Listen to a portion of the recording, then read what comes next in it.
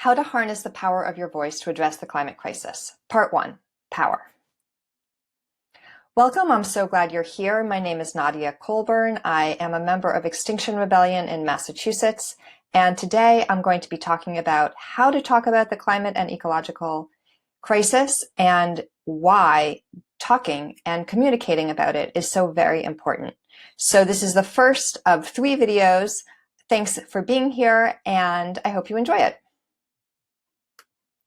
So a little bit about myself. I am the mother of 2 teenagers, and seeing my children's activism around the climate has helped me step up my own. I'm also a creative writer, a poet and essayist. I hold a PhD in English, and I'm the founder of Align Your Story, which offers classes and coaching to women. So in my professional life, I help people get clear on what it is they want to be saying, and I give them the skills and confidence to do that. So I want to do that today here around the climate and ecological crisis. And the first thing I want to say is just trust your own voice. Don't worry about talking in the wrong way. Just talk and be yourself. So over the past years, it's been increasingly clear to me, and I think to many of us, that our Earth is in great peril. And the climate crisis and ecological crisis is really the backdrop of our lives. It's the condition against which everything else is unfolding. But we've seen politics, war, the pandemic, local disasters, even celebrity culture take over our news cycles. And the climate crisis gets very little attention. So it's up to us then to talk about it and to be the ones who are taking action through our conversations, because our voices are more powerful than we think. And when we act together, that power is compounded. So this is the situation. 1 in 4 species are at risk of extinction. And unless we talk about it and share this information with our friends, share our concern, and share the fact that there are ways that we can take action, we won't see change. But talking and communicating is the most necessary step for real change.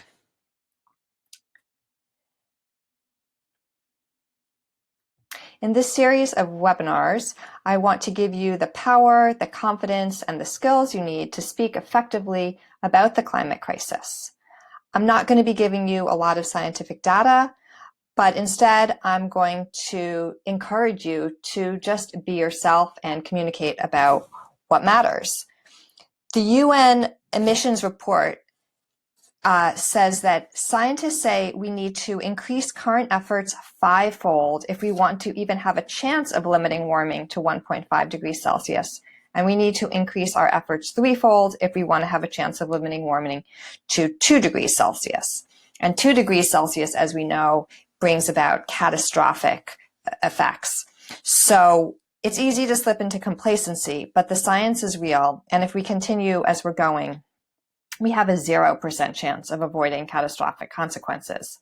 So this first video will cover the power that we have in our own voices to come together and bring about change.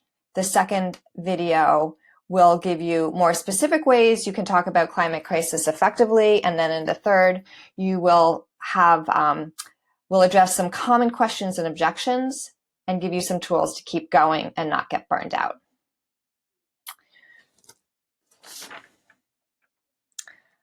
So Extinction Rebellion's first demand is to tell the truth. And you can be a truth teller, because if we don't tell the truth, we cannot possibly address the issue. Those of us who care about the climate and ecological crisis often feel powerless. We are facing the biggest challenge humanity has ever encountered, and yet very little information or media attention is given to it. According to a study of UC Berkeley, over 90% of scientists agree that there is a climate crisis caused by human activity, But as of 2019, the New York Times mentions the scientific consensus a mere 4% of times in articles about climate change. And the fact that we are experiencing level of carbon dioxide in the atmosphere that hasn't been seen in millions of years is mentioned in only 1% of the paper's articles. So we could feel powerless. But when we come together and act together, we really can use our voices to speak out and become empowered. So Frances Moore Lappé, the activist, writes, "Hope is not what we see in evidence, it is what we become in action." And that is what I hope we can all experience for ourselves. So even though the media is not giving this the attention that we wish it were giving to the climate and ecological crisis, we can each be our own media center. The word media comes from the Latin word medium, which itself comes from the word middle. So we can think of ourselves as being in the middle, talking to people, creating the kinds of shifts in perspective that we need. So don't feel that the gatekeepers are keeping us out. We can be our own middlemen, our own media centers. Just take a moment to reflect. How often has reading the news made you change your actions? How often have you changed your weekend plans because you've read a newspaper article or watched a TV show? By contrast, how often has a suggestion from a friend or family member affected your weekend plans? The people who are around us or who are in our social circles, either physically or not physically, our family, friends, coworkers, neighbors, have enormous influence on us. They affect not only how we act, but also our political beliefs, the jobs we pursue, the kinds of families we choose to have, what we do in our leisure time, and even our health and weight. So in the book, Connected, The Surprising Power of Our Social Networks and How They Shape Our Lives, Nicholas Christakis writes, "We discovered that if your friend's friend's friend gained weight, you gained weight. We discovered that if your friend's friend's friend stopped smoking, you stopped smoking. And we discovered that if your friend's friend's friend became happy, you became happy. When a friend quit smoking, the odds of the other friend quitting smoking went up by 36%.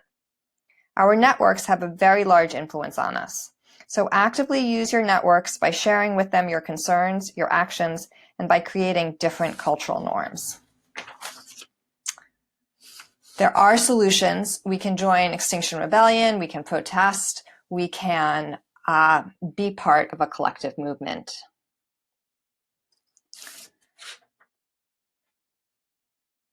So again, if we're feeling despondent that our leaders aren't doing more, we can shift our expectations and take the power back onto ourselves, which in an ideal society is where it should be vested in the first place.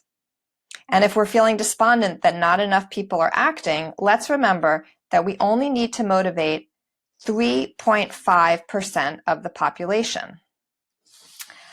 The researcher Erica Chenoweth has found that nonviolent protests are twice as likely to succeed as armed conflicts, and that there weren't any campaigns that had failed after they had achieved 3.5% participation during a peak event. So in the next video, I will be talking about how to motivate people to become part of that 3.5%. But in this video, I really want to just emphasize again the power that we have as individuals to bring about change and the importance of talking to your social networks, not leaving it to external gatekeepers, but taking the power back onto ourselves so that we can be the change that we want to see. So in the next video, we'll learn how to talk to people and bring them with you to be part of this much needed movement for change. So thanks for being here, and I hope to see you in the next video.